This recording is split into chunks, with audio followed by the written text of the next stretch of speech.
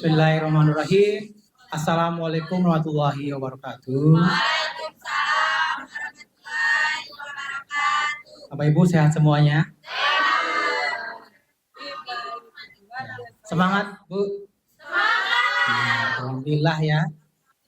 Ya, pertama-tama yang saya hormati, yang terhormat Ibu pendamping SMA 3 Timbang Gajah, Ibu Wahdah SBD yang sudah hadir di aula.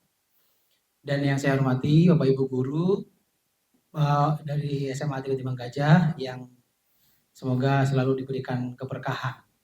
Amin. Bapak Ibu, ini saya ucapkan terima kasih atas kehadiran Bapak Ibu semua di sini dalam rangka untuk mengikuti diseminasi untuk aksi nyata disiplin positif. Saya sendiri Gunawan Rizky Utami SWD, CGP Angkatan 11, Kabupaten Bener Provinsi Aceh. Jadi selama satu jam ke depan Bapak Ibu mohon izin untuk mengikuti kegiatan ini dengan sebaik-baiknya, dengan sepenuh hati, dengan sepenuh pikiran. Nanti kalau misalkan ada sesuatu yang perlu dielaborasikan atau ditanyakan, bisa kita diskusikan bersama di sini. Bapak Ibu, nah untuk menu kita kali ini adalah ada 6 ya. Ada 6, yaitu disiplin positif dan nilai kebajikan, teori motivasi, hukuman dan institusi, keyakinan kelas, lalu kebutuhan dasar manusia, 5 posisi kontrol guru, dan segitiga institusi.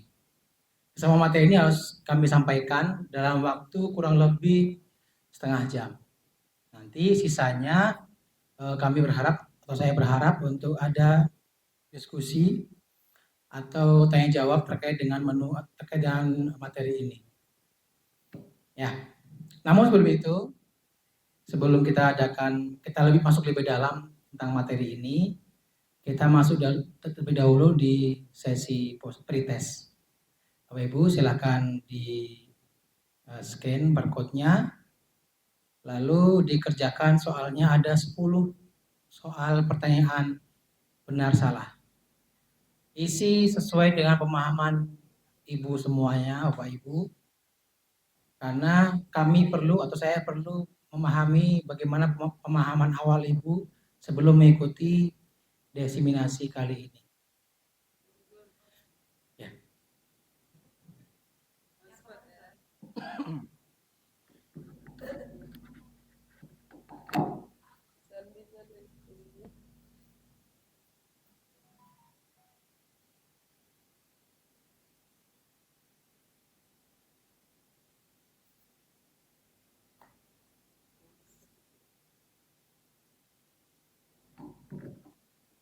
Waktu pretest dibatasi sampai maksimal 5 menit. Silakan dikerjakan dengan baik. Jangan khawatir tidak masuk dalam penilaian apapun. Jadi ini murni untuk saya pribadi untuk memahami atau mengetahui sejauh mana keberhasilan dari diseminasi kita kali ini.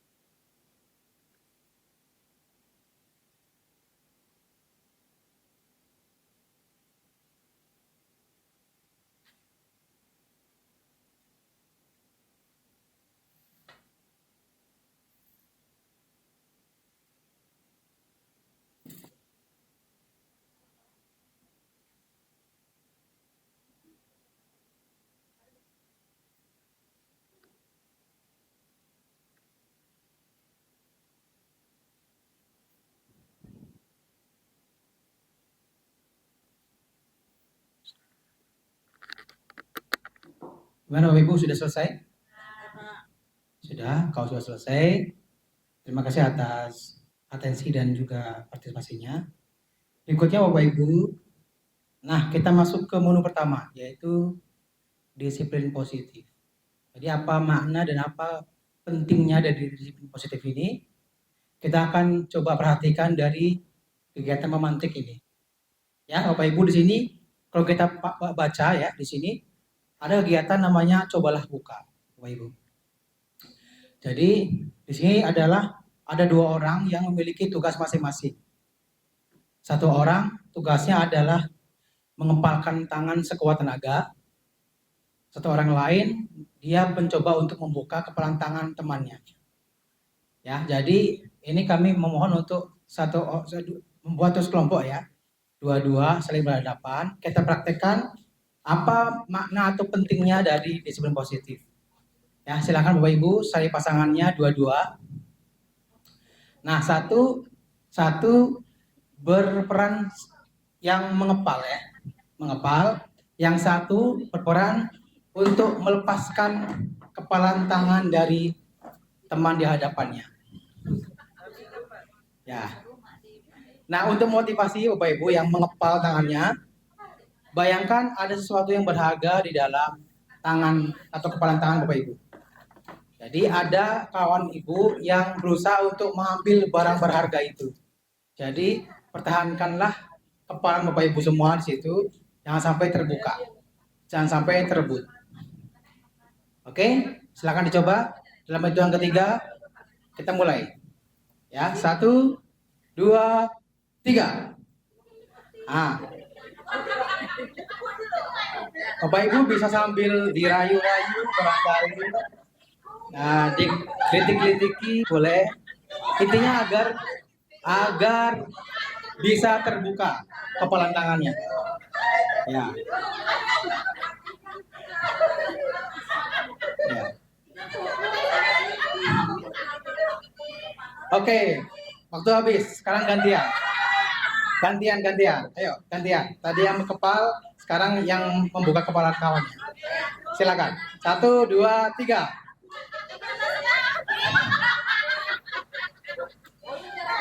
Ya. Oh ini rupanya ini.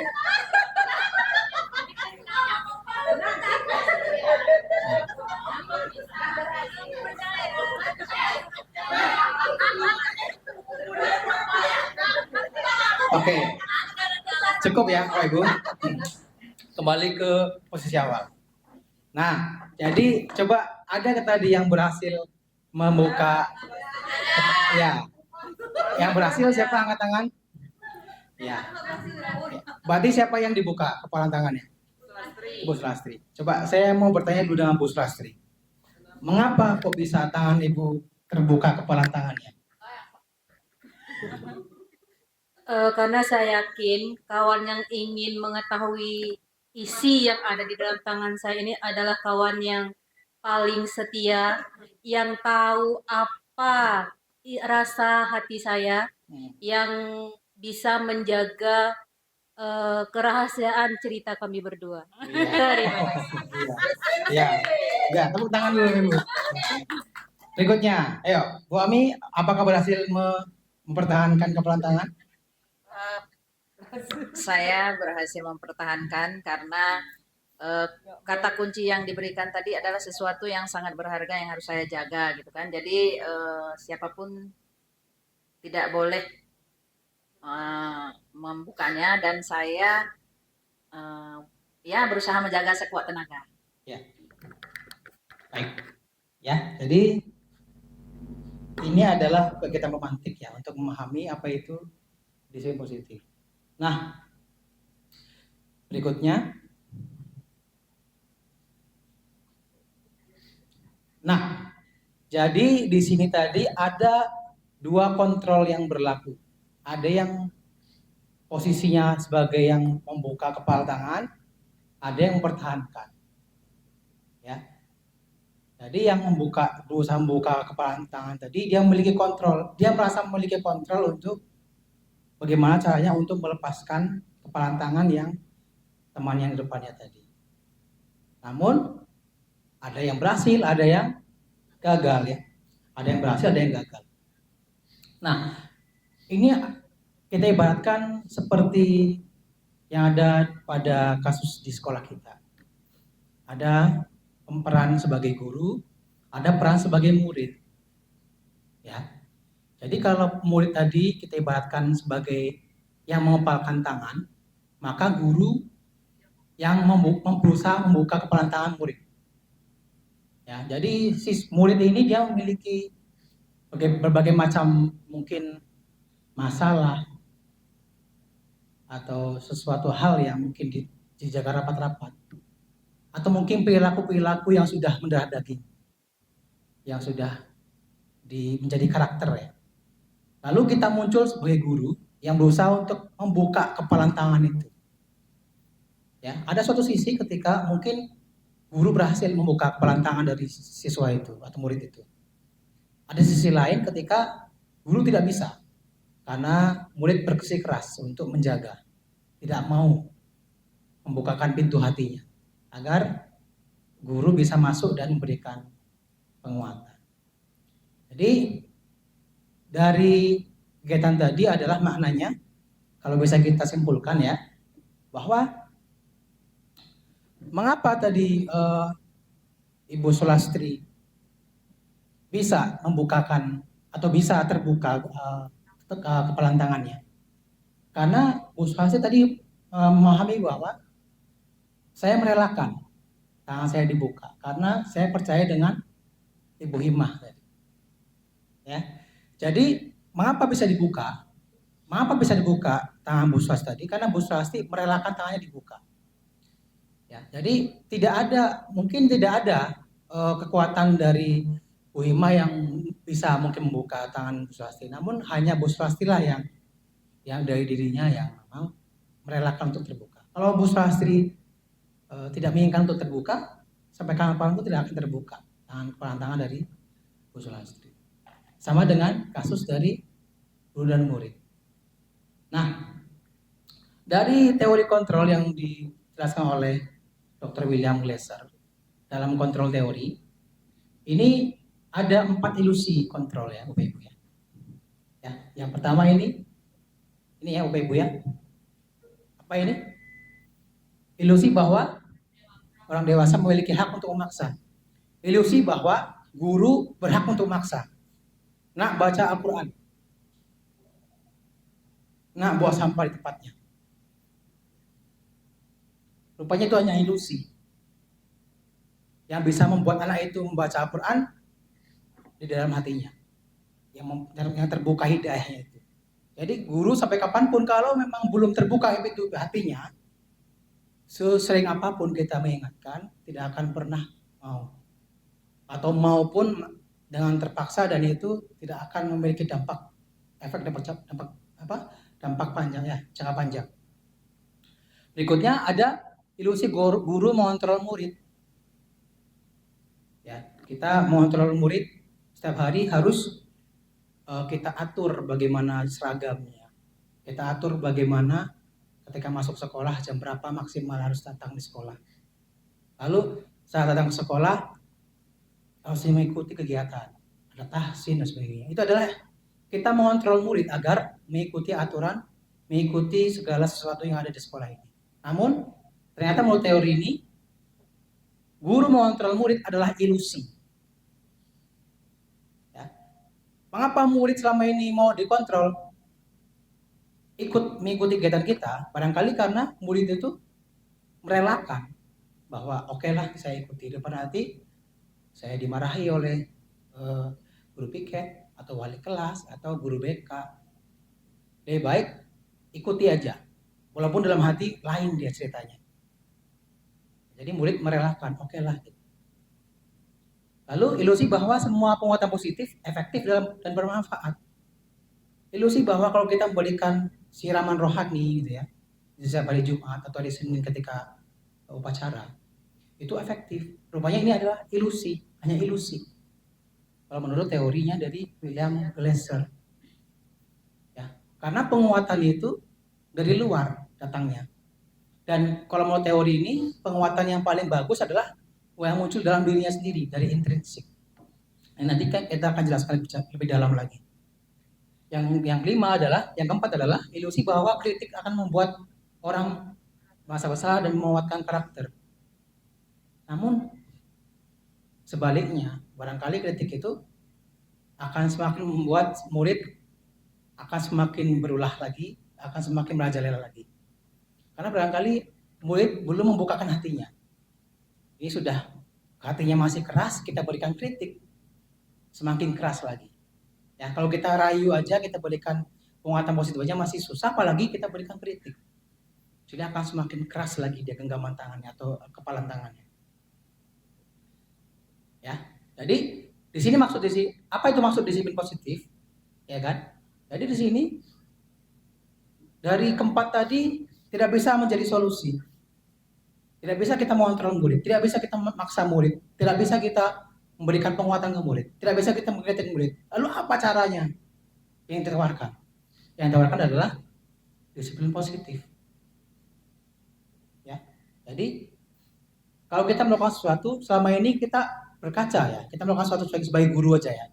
Kalau kita masuk tepat waktu di kelas, menyelesaikan perangkat pembelajaran dengan baik, tepat waktu sebagainya. Barangkali ada sebagian kita yang mungkin sudah bagus ya, memang kesadaran diri. Tapi ada beberapa guru barangkali yang karena ikut-ikutan daripada nanti kena masalah dan sebagainya. Jadi inilah yang harus dihindari dalam maksud dari disiplin positif ini. Jadi harus ada motivasi yang beda lah, motivasi intrinsik. Ya. Yang memang motivasi intrinsik ini untuk menuju pada nilai-nilai kebajikan. Jadi motivasi intrinsik ini menuju untuk nilai-nilai kebajikan, bukan motivasi ini untuk agar guru senang atau agar teman-teman memberikan pujian, tapi motivasi intrinsik ini mengarah agar saya atau murid bisa memiliki nilai-nilai kebajikan yang bersifat universal. Ya, di sini nilai kebajikan. Jadi ini semua sudah positif semuanya dan ini akan dibenarkan, tidak akan diprotes. Memang itu adalah nilai kebajikan yang bersifat universal. Dimanapun kita berada, nilai-nilai ini pasti dianggap benar. Dari mulai peduli sampai ke pengertian. Jadi ini yang diharapkan sebagai motivasi intrinsik dari anak, bahwa saya mau mencapai nilai kebajikan ini. Bukan saya mau mencapai agar guru senang lihat saya, atau agar teman kagum dengan saya, atau agar atasan menganggap saya baik dan memberikan nilai yang sempurna. Tapi motivasi intrinsik ini mengarah agar saya memiliki nilai ini. Oke. Nah, jadi di sini ada hukuman, konsekuensi dan restitusi. Ini adalah salah satu hal yang mungkin banyak yang salah persepsi. Ada yang menganggap bahwa hukuman itu adalah cara yang efektif. Apa contoh hukuman yang barangkali Bapak Ibu pernah lakukan di kelas? Yang sederhana. Bu Sulastri.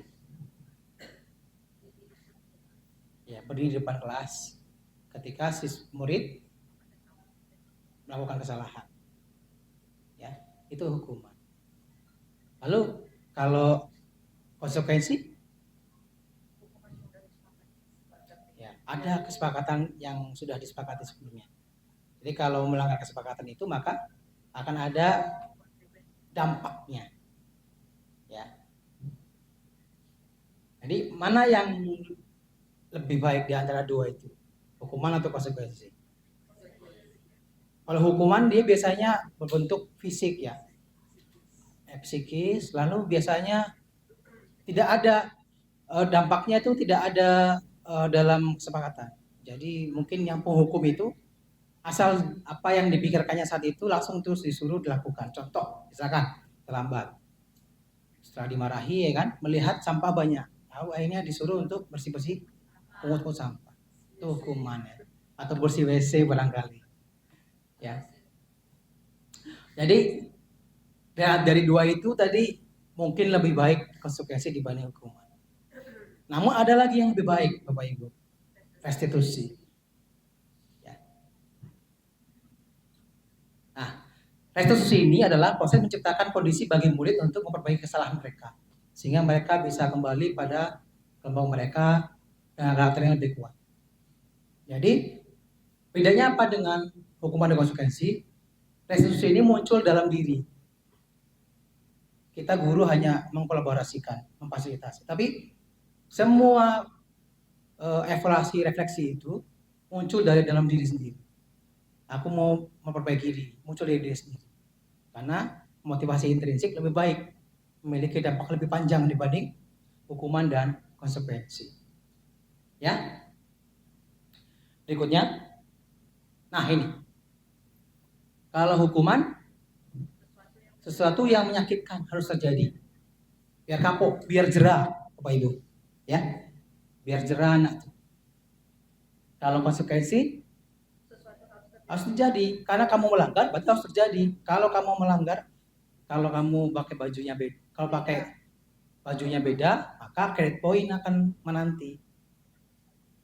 Nah, kalau memakai sepatu putih, sepatu disita. Ya, itu sudah disepakati bersama. Kalau restitusi, ini pilihan Bapak Ibu. Kalau mau menjadi pribadi yang lebih baik, perbaiki, jangan ulangi lagi. Kalau tidak mau menjadi pribadi yang lebih baik, maka lakukan terus. Berarti dia tidak mau menjadi pribadi yang lebih baik. Ya. Lalu hukuman tidak akan membuat nyaman, jelas itu ya. Dan juga jangka panjang dia, bahkan menjadi trauma. Bahkan ada yang masih ingat Bapak Ibu yang mungkin dihukum sama gurunya dulu SMP SD, ada Bu Hikmah dicubit.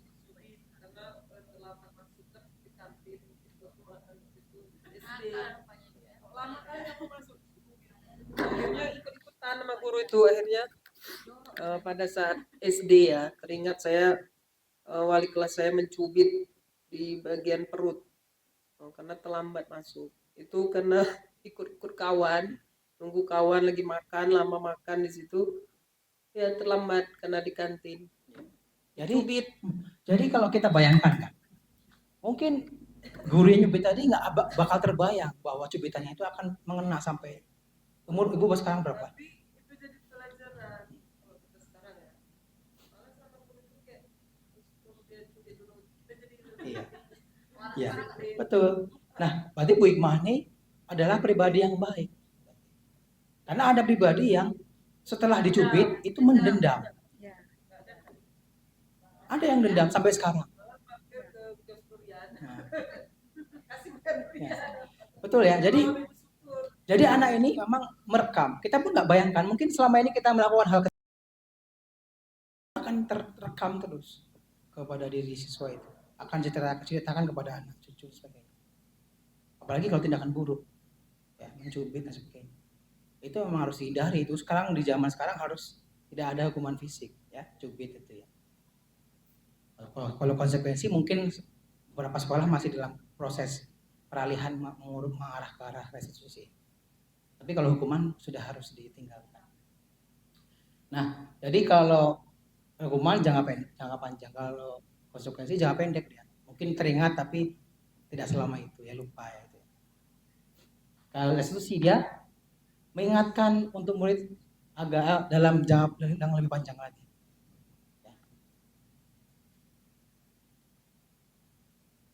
Oke, lalu ya, jadi contohnya di sini kalau hukuman, murid atau anak membenci peraturan atau membenci guru yang barangkali. Ya, biasanya jadi sasaran untuk guru BK yang dibenci ya, guru BK ya, kesiswaan dan sebagainya ya, atau wali kelas barangkali. Ya, dibenci itu. Kenapa? Karena gara-gara beliau itu saya dihukum. Kalau mungkin dalam bentuk lisan oke ya kan. Ini dendamnya sampai pulang sekolah dicegat atau mobilnya dihilangkan pentil bannya ya. Ya, itu ya. Jadi dari ketiga ini memang hukuman harus kita tinggalkan. Namun kalau sekarang restitusi, konsekuensi mungkin kita sudah harus beralih kepada restitusi.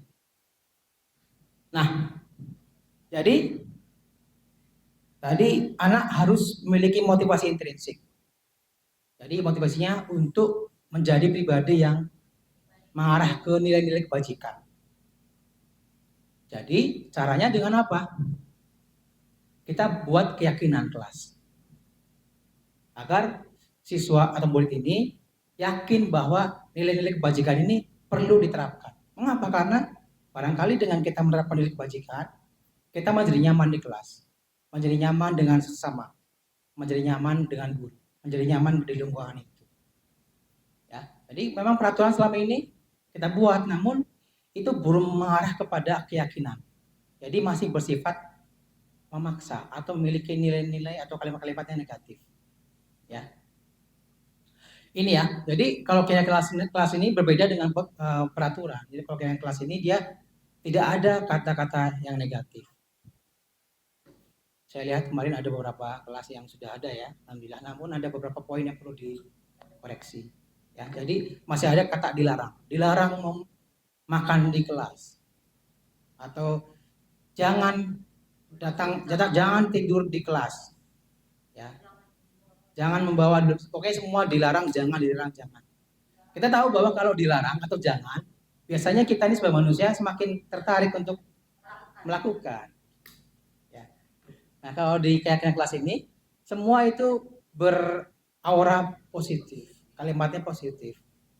Misalkan tadi dilarang makan di kelas, berarti gimana kalimat positifnya? Jangan, tetap ada, tidak boleh ada kata tidak.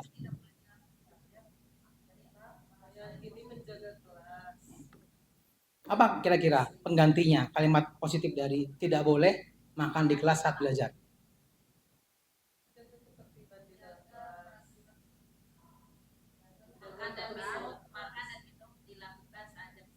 Nah, bisa. Makan minum dilakukan di saat jam istirahat. Kalau dilarang tidur saat pembelajaran, ada ke kalimat positifnya gitu. Dilarang tidur dalam pembelajaran. Kalimat positifnya adalah selalu aktif dalam mengikuti pembelajaran. Ya, oke. Jadi harapannya sini sudah mulai dilakukan di kelas ya, keyakinan kelas. Jadi bukan cuma oleh kelas loh, keyakinan kelas ini, juga dilakukan untuk guru juga, guru mapel. Ya, oke, itu ya. Nah, tadi kita bicara tentang hukuman, restitusi, konsekuensi dan restitusi. Intinya untuk mengarahkan agar kita bisa mewujudkan murid yang baik, memiliki karakter yang baik. Namun, Bapak Ibu, agar kita bisa mewujudkan murid yang baik, agar kita bisa mendidik mereka, kita harus memahami terlebih dahulu, Bapak Ibu, kebutuhan belajar, kebutuhan mereka dulu. Nah, jadi kalau kita biasanya ngobrol dengan teman dan sebagainya ya, sebelum kita menyampaikan apa makna atau maksud kita berjumpa dengan teman itu, kita biasanya kita datang, kita beli dulu makanan untuk teman kita, beli minuman, baru bertamu ke dalam rumah teman kita. Intinya untuk memenuhi kebutuhan dari teman kita yang mau kita ajak bicara. Jadi ada basa-basi terlebih dahulu, Pak Ibu. Kalau tiba-tiba masuk ke dalam rumah teman kita, langsung kita bicara bla bla bla bla, barangkali teman kita malah memiliki masalah yang lebih besar daripada kita. Jadi kita harus memahami dulu murid kita sebelum kita mengarahkan mereka untuk menjadi yang kita inginkan atau mewujudkan sesuatu yang lebih baik lagi. Ya, jadi di sini ada kebutuhan dasar manusia. Ya, jadi ini Bu Ambar ini ada wali kelas 2 ini, Doni ini sering mengambil makanan dari temannya. Ya. Jadi di sini rupanya diketahui oleh Ibu Ambar ya sebagai wali kelasnya. Ya. Oke. Berikutnya Bapak Ibu. Di sini ada 5 kebutuhan manusia, dasar manusia. Coba Bu Imah, kira-kira ada berapa kebutuhan dasar manusia? Ada 5. Ya. Yang pertama adalah penguasaan atau power. Lalu kasih sayang dan rasa diterima. Berikutnya bertahan hidup, kesenangan dan kebebasan. Jadi sebenarnya ke semua 4 ini dia saling beririsan, intinya semua mengarah ke bertahan hidup. Tapi di sini dibuat 5 ya. Ada penguasaan, kasih sayang, rasa terima, bertahan hidup, kesenangan, dan kebebasan. Kira-kira Doni ini mana arahnya? Kemungkinannya yang mana? Kebutuhannya belum terpenuhi. Nah, ini kalau kebutuhan hidup, kalau bertahan hidup, survival, jadi alasannya karena Doni lapar. Orang tuanya tidak memberikan bekal. Jadi jangan dulu tampar anak itu, tapi tanyakan dulu apa masalahnya. Rupanya karena tidak ada bawa bekal, belum makan. Ya. Berikutnya kalau rasa kasih sayang dan rasa terima, ternyata Doni ini mengambil alih beban temannya itu, kalau temannya itu karena dia merasa senang dengan kalau temannya itu memperhatikan. Barangkali dia kekurangan perhatian dari keluarga. Dengan dipanggil ya kan sama Bu Ratna ke ruangannya ya kan, ditanya halus ya kan, gimana Nas, sebagainya. Suka dia, senang dia. Kalau di rumah sikit-sikit marah gitu kan. Tapi kalau di sekolah senang gitu karena diperhatikan gitu. Apalagi kalau gurunya itu masih lajang ya kan.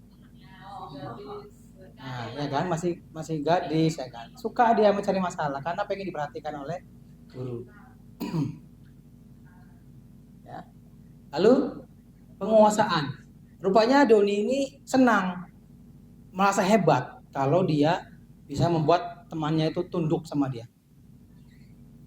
Mungkin di rumah dia tunduk sama orang tuanya. Masa terkekang dia kan di rumah. Dia menunjukkan power dia di sini. Oh, aku bisa sebenarnya di sini. Ya. Lalu di sini yang berikutnya adalah kebebasan. Nah, ternyata di sini Doni merasa bosan dengan bekal makanan yang dibawa dari rumah oleh ibu dari disiapkan.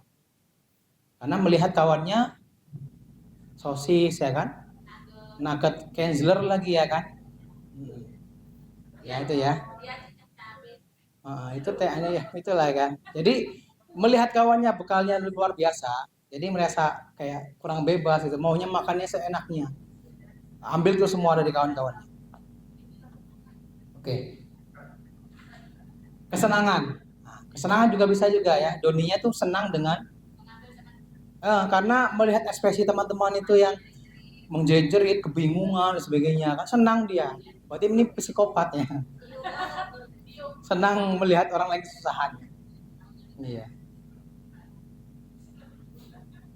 Nah, Bapak Ibu, jadi berkaca dari kasusnya Doni ini, kita memahami bahwa semua orang itu bertindak atas memang muaranya adalah memenuhi kebutuhan dasar dia, mau kelima itu. Semuanya mengarah ke situ. Tapi bukan cuma murid.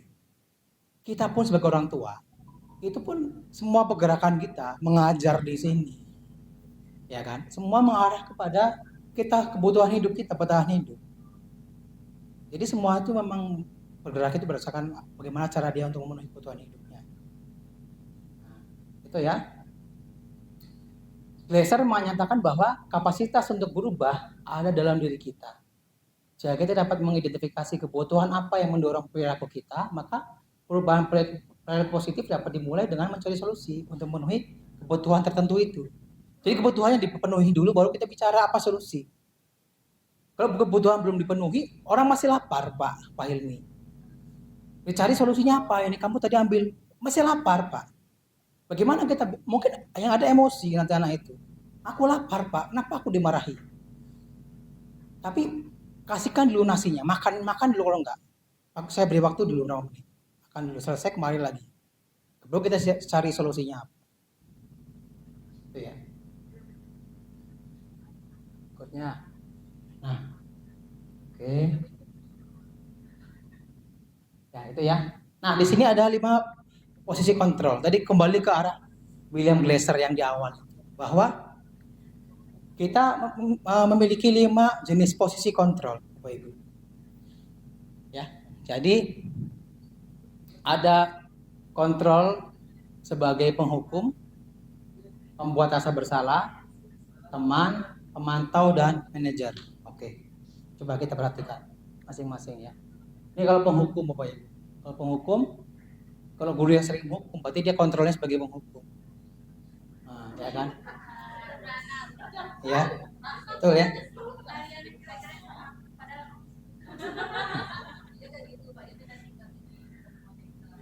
Iya, itu ya. Aturan saya atau awas. Suka bunyi papan. Nah, itu ya.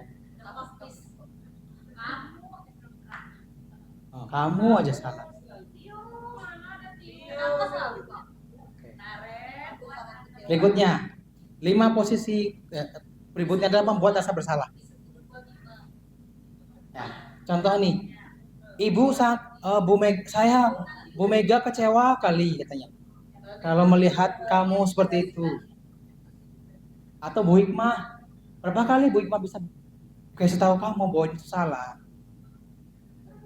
Atau mungkin Bu Deli bilang ya kan kepada anak-anak, gimana coba kalau orang tuamu tahu? Orang tuamu sekarang lagi bekerja, capek-capek di kebun, tangannya berkapalan semua. Untuk kamu lah itu. Kamu di sini seperti itu. Jadi berusaha untuk membuat anak itu merasa bersalah. Karena berpikir kalau mereka merasa bersalah, itu dia akan berubah. Enggak. Ya. Itulah. Kalau dalam posisinya seperti kalau muridnya kayak Bu Hikmah, barangkali yang lembut hatinya, ya kan? Mungkin dia merasa, oh iya betul ya, aku nggak mau mengulang lagi. Kalau anaknya itu dia memang sudah sama orang tua kurang pas, terserah bapak tuh. Aku nggak pernah minta uang sama bapakku. Aku cari uang sendiri. Bapak tuh terserah. Aku baju aja aku beli sendiri nih, sepatu beli sendiri, kan gitu. Jadi posisi ini kadang cocok, kadang enggak. Gitu. Tapi banyak nggak cocoknya. Ya.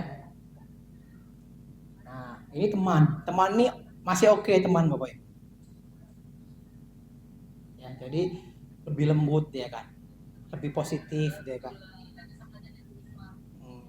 Gitu ya. Ayo bantulah demi ibu ya, gitu ya.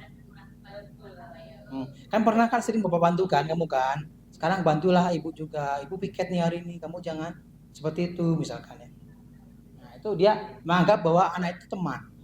Biasanya terjadi kalau kita ini cukup daripada penghukum ya kan? Penghukum. Ya, itu ya. Nah, ini pemantau nih Bapak Ibu ya. Nah, berarti biasanya pemantau ini dia menghubungkan dengan peraturan yang ada. Nah, ini kayak saya setiap hari kan jumpa Puja sama Irwan saya. Puja, Irwan saya selop. Iya Pak. Selop. Kemarin selop juga. Hujan Pak kemarin Pak. Oh iya. Kalau ini selop juga. Iya Pak, belum kering.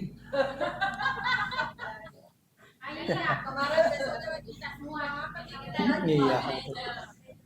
Iya. Nah, manajer ini posisi puncak Bapak Ibu. Terbaik. Namun Bapak Ibu, tidak semua siswa bisa atau murid bisa kita jadikan kita ajak menjadi posisi manajer. Kadang ada dulu kita secara awalnya itu mungkin secara teman atau pemantau dulu. Tapi kita harapkan semua mengarah ke manajer puncaknya. Ya, Bapak Ibu. Jadi manajer ini dia menerapkan namanya restitusi. Ya, di sini ya. Manajer ini murid diajak untuk menganalisis kebutuhan dirinya. Apa kebutuhan yang belum selesai? Maka sehingga kamu melakukan kesalahan. Lalu manajer juga menanyakan keyakinan kelas. Keyakinan sekolahnya ini apa? Kita punya keyakinan sekolah ya. Ada keyakinan sekolah, keyakinan kelas. Meyakinkan keyakinan sekolah kita seperti ini. Apakah sesuai dengan yang kamu lakukan? Kalau tidak sesuai, apa yang dilakukan untuk memperbaikinya? Nah. Jadi gitu Bapak Ibu, nggak usah dipaksakan langsung semua langsung manajer, karena ada murid yang mungkin belum bisa kita ajak seperti itu. Jadi minimal jangan kita sebagai penghukum atau pembuat rasa bersalah. Kalau teman awal-awal masih boleh, tapi semua bermuara puncaknya adalah sebagai manajer. Ya, coba kalau saya kecewa sekali dengan kamu, itu posisi kontrol apa? Saya kecewa sekali dengan kamu. Rasa bersalah. Kamu tidak pernah benar melakukannya. Hukuman. Kamu tidak pernah benar melakukannya. Masa bersalah. Ayo lakukan demi saya ya. Tenang. Apakah kamu mau mendapatkan stiker bintang hari ini? Ya. Manajer ini. Lalu bagaimana kamu bisa menyelesaikannya? Sama juga manajer ya.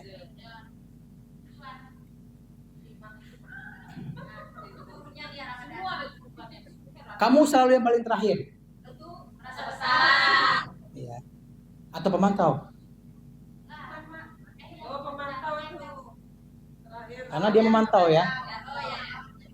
Ya, kamu tidak akan mendapatkan bintang bila tidak menyelesaikan tugas ini ya. Apa tuh?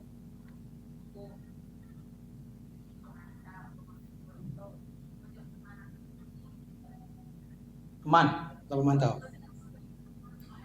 Nah itu ya, jadi ini salah satu contoh. Nah Bapak Ibu, nah baru kita terapkan segitiga restitusi. Ya. Jadi kalau kita memposisikan diri sebagai control manager, berarti kita melakukan restitusi.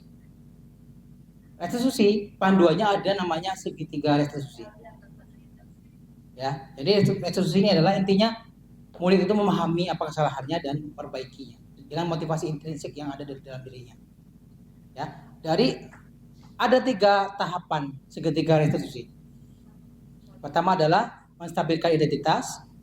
Ya, jadi contohnya apa?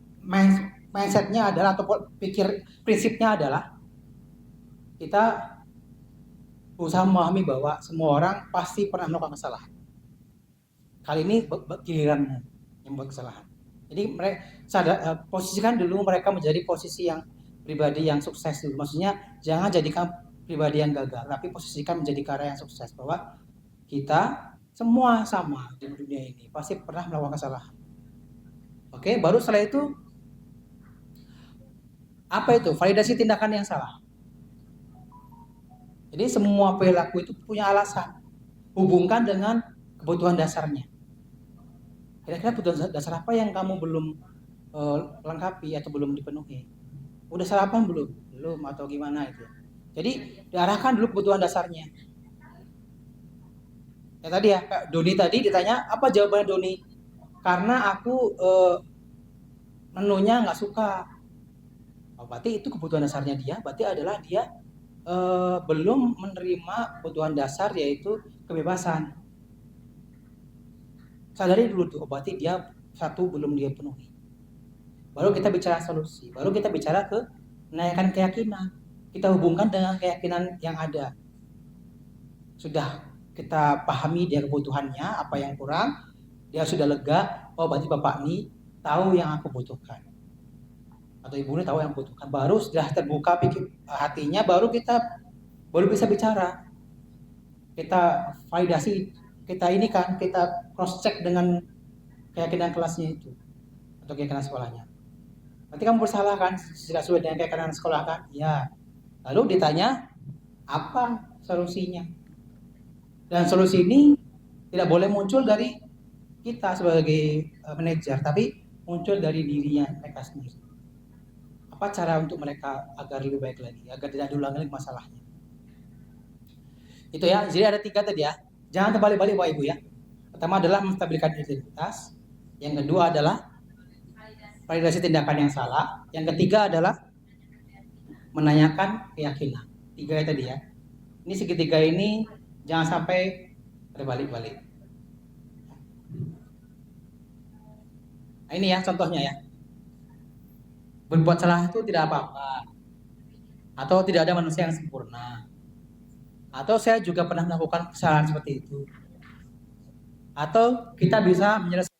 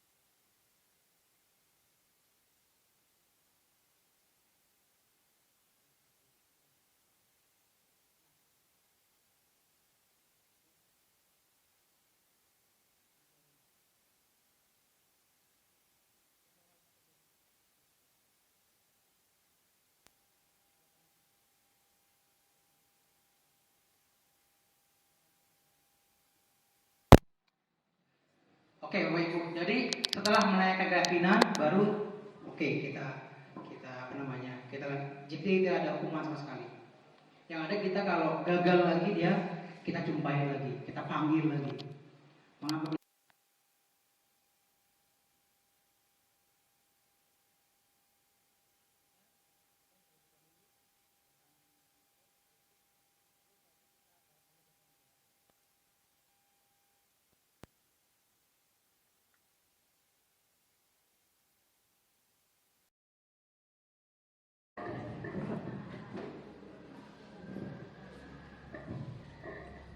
Terima kasih atas waktu dan kesempatannya. Saya ingin bertanya, sebagai seorang pendidik, kita tentunya berusaha menjadi yang lebih baik dari hari ke hari.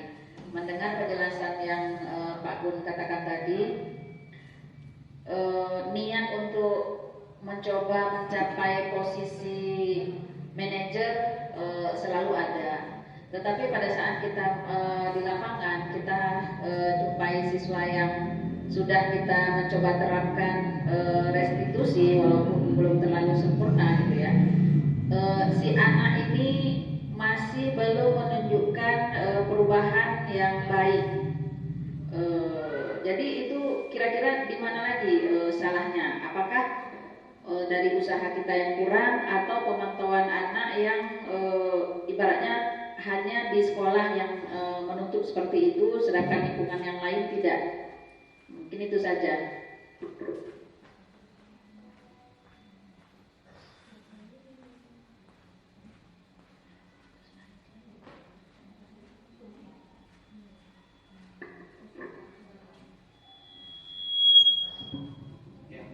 Oke.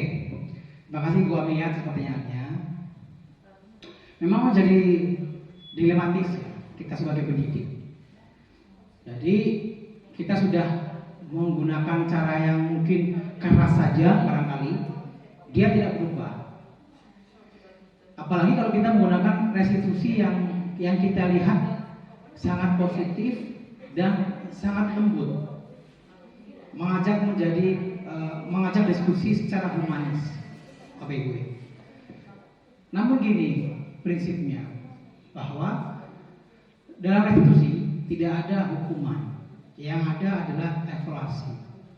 Kalau ternyata di kemudian hari melanggar yang sama, atau barangkali melanggar dengan poin yang lain, kita lakukan lagi, Bapak Ibu, dan kita catat bahwa anak ini ada pelanggaran seperti ini, sudah diberikan restitusi seperti ini, solusinya yang dimunculkan seperti ini, ditandatangani oleh siswa, disepakati oleh guru, semua mengetahui dari kita dan juga anak-anak, ya kan? Setelah itu tetap juga dilakukan. Bagaimana solusinya? Saya pernah tanyakan itu kepada fasilitator. Ya. Jadi bagaimana Pak? Berarti kita harus sabar. Betul? Iya. Kita harus sabar.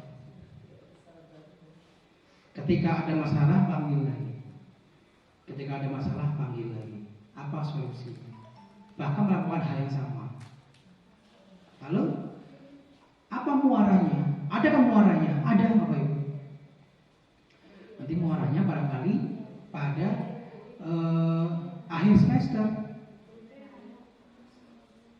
Catatannya sudah banyak nih. Anak ini diskusi catatan. Lalu bagaimana ini solusinya? Dalam rapat itu bagaimana solusinya? Apakah kita pertahankan atau kita minta untuk mencari sekolah yang lain? Barangkali sekolah itu bisa mungkin memiliki nilai yang bisa cocok dengan siswa itu, sehingga dia bisa berubah. Jadi itu ya. Jadi ketika ada masalah, catat restitusinya. Setelah itu di catatan itu nanti akan kita evaluasi sama-sama. Rupanya ini sudah banyak masalahnya. Sekarang tinggal kita lagi bagaimana? Masih sanggup? Atau barangkali kita minta dia untuk mencari sekolah yang lebih baik untuk dia, karena kita mungkin tidak bisa untuk membuat siswa itu atau murid itu menjadi pribadi yang lebih baik. Jadi itu ya Bapak Ibu ya. Kira-kira bagaimana tanggapannya Bu Ami?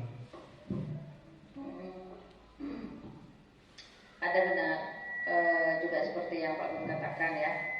Cuman mungkin dengan tuntutan yang begitu banyak kegiatan sehingga proses yang kita lakukan itu memang tidak secara tertulis, tapi kita kan dengan si pelaku, ibaratnya si anak yang melakukan kesalahan itu kan ada ini ya, ada ikatan. Sudah berapa kali kita lakukan ibaratnya bimbingan atau restitusi dan pendampingan yang kita lakukan. Memang ada perubahan ke arah yang lebih baik, ada sedikit gitu, cuman tidak menunjukkan hal yang konsisten dan bisa jadi terpengaruh dengan temannya juga kadang-kadang gitu Pak. Ya betul, memang semua berproses Bapak Ibu ya, semua proses, semua mempunyai waktu yang cukup untuk perubahan Bapak Ibu. Jadi memang kita harus berikan kesempatan. Namun kembali lagi, sampai kapan saya tanyakan kepada materi, sampai kapan kita akan bertahan dengan anak itu? Kita sudah lakukan restitusi dengan cara apapun, tetap tidak ada perubahan barangkali Bapak Ibu. Gimana? Ya udah, lakukan terus, catat terus. Ketika melakukan catat terus, nanti lakukan pada orang tua. Di titik ketika kita sudah oke, kita sudah tidak mampu lagi Bapak Ibu, maka ya udah, berarti kita sudah melaksanakan tugas sebagai manajer, kita sudah restitusi. Kita akan memberikan kepada siswa itu apa solusinya. Berarti solusinya barangkali mencari sekolah yang lain, barangkali yang bisa. Ya. Jadi manajer itu kalau manajer bola itu ya, kalau sepak bolanya itu, anak buahnya itu bisa diatur, bisa dikontrol, bisa diarahkan, ya kan? Maka akan dipertahankan oleh manajernya itu. Tapi kalau memang tidak bisa, apakah manajer itu akan bersikeras untuk mempertahankan pemain itu? Kan tidak. Mungkin akan dilepas, ditransfer pemain di tahun depan barangkali, atau dijual, atau mungkin dipinjamkan dan sebagainya. Jadi kalau manajer ini dia, yang penting dia setiap perilaku dicatat. Sudah terkumpul banyak, nah baru ini sebagai pertimbangan. Sebab kita juga punya modal untuk menyampaikan kepada orang tua bahwa ini sudah ada pendidikan yang pengarahan yang kita berikan dari pihak sekolah. Tidak main tiba-tiba langsung keluar, tapi ada memang riwayatnya, catatannya. Walaupun tidak kita gunakan kredit poin ya, tapi kita sudah ada catatannya. Itu barangkali Pak, ada lagi Pak Yumi? Assalamualaikum warahmatullahi wabarakatuh. Waalaikumsalam. Terima kasih kepada narasumber yang telah memberikan kesempatan. Dalam hal ini dari tadi kita membahas masalah disiplin positif ya, disiplin positif. Memang ada benarnya, ada yang salahnya, tapi kalau saya mengambil yang positifnya, di mana di dalam teori ini tadi saya mengambil salah satu tentang kebutuhan dasarnya, Pak. Kalaupun kita nanti memberikan hukuman tentang karena dia lapar, kasih sayang, dan sebagainya, ini adalah semuanya benar. Apakah dia nanti sebagai manajer atau kontrol, itu pun kita lihat bagi kita sebagai pendidik, kebutuhan apa sebenarnya ini. Kalau semuanya, salah satu umpamanya si Tio, memang mungkin itu salah satu kebutuhan dasarnya. Kalau sambil salat aja kita buat kontrol, pasti berbuat dia, Pak. Nah, kalau kita hubungkan dengan teori Yersau barangkali, bahwa kebutuhan anak itu memang apa adanya. Setuju dengan apa yang tadi kita katakan. Jangan, nah, kalau seorang anak, katakanlah, jangan naik batang kayu, nanti kamu jatuh, resikonya patah atau apa, anak tidak akan percaya. Salah satu teori itu, biarkan dia jatuh, berarti itulah pendidikan untuk dia. Jadi dalam hal ini saya bukan membuat suatu pertanyaan, tapi saya membandingkan saya sebagai pendidik, memang seorang siswa atau siswi di tingkat SMA kita sesuaikan dengan kebutuhan dasarnya, Pak. Tapi insya Allah di dalam pembelajaran dari teori disiplin yang positif ini, saya lebih mendalami lagi, Pak, karena baru hari ini saya baru jelas ada tindakan apabila kontrol ini, apakah efektif nanti anak ini kita buat sebagai kontrol atau apa tadi saya bilang, Pak, retribusi. Berarti kita hanya memperhatikan anak kenapa hari ini terlambat pakai sepatu ini, tapi tindakan kita tidak ada. Nah, sebenarnya kalau nanti akan saya coba bagaimana lebih baik. Harapan saya minta nanti kopi dari pembelajaran pada hari ini. Ini sebagai perbandingan bagi saya, Pak. Tapi insya Allah ini nanti tergantung bagaimana kebutuhan anak akan kita coba, Pak. Tapi ini cukup bagus. Terima kasih, Pak, atas waktunya. Oke, terima kasih Pak Yudi ya. Jadi memang kita ini bergerak ini sebenarnya kan selama ini kita salah ya. Maksudnya kita mau bergerak cepat kalau ada hadiah, atau kita lari cepat kalau karena takut hukuman. Itu adalah mungkin salah kaprah dari awal ya. Jadi motivasinya lain ya, bukan dari dalam. Kalau restitusi ini dia tidak ada hukuman, tidak ada reward nggak boleh. Hukuman apa lagi? Jadi memang mengarahkan seseorang untuk menyadari bahwa saya salah, saya tidak sesuai dengan keyakinan kelas. Ya, lalu bagaimana kita penerapannya? Ya udah kita lakukan. Lalu gimana? Saya dengar mungkin beberapa teman ya kan. Restitusi kan panjang dia, tiga tahap ya kan. Anak tuh situ, coba kita ajak bicara dia. Gimana? Bagaimana ini? Pan panjang tuh. Itu berarti kan Pusing kali ya Pak, repot kali kita Pak. Mengapa? Karena satu orang aja kita urusi sampai 5 menit kita bicara sama dia. Nah, itulah mengapa ada kondisi ketika kita bisa menggunakan control manager untuk restitusi. Ada kondisi kita bisa dibolehkan menggunakan kontrol pemantau, boleh. Dari kemarin pakai itu aja, itu boleh. Tapi kita ingat, nanti ketika ada waktu, kita panggil dia, kita posisikan sebagai manajer. Nah, kemarin Bapak lihat kamu pakai ini. Gimana? Baru kita hubungkan dengan tahap ketika restitusi. Jadi nggak bisa kita duduk jumpa di belakang di sana, langsung kita restitusi, ya enggak. Maksudnya waktunya apa sih itu? Harus duduk dipanggil, ada bicara 4 mata. Nah, baru bisa kita. Kalau di lapangan saat kejadian, kita bisa menggunakan kontrol teman, kontrol pemantau, ya, itu masih oke. Tapi jangan kontrol penghukum ya, atau pembuat asal salah. Itu kalau bisa jangan. Tapi teman boleh, pemantau boleh. Muaranya adalah manajer. Ya, Bapak Ibu ya. Ada lagi kira-kira yang bertanyakan? Ya, cukup ya. Nah, usah cukup. Kita pada di kesempatan kali ini. Sekali lagi saya ucapkan terima kasih kepada Ibu pendamping sekolah kita, Ibu Wahda SPD yang sudah menyempatkan waktu. Lalu kepada Bapak Ibu guru semuanya yang sudah hadir di sini. Semoga yang saya sampaikan ini bermanfaat, bisa dilakukan mulai dari yang kecil dulu. Sehingga ilmu yang saya sampaikan ini berkah, saya pun mendapatkan pahala jariah. Itu ya Bapak Ibu semuanya. Terima kasih. Kalau ada salah-salah, saya mohon maaf. Kalau yang benar semua dari Allah SWT. Demikian.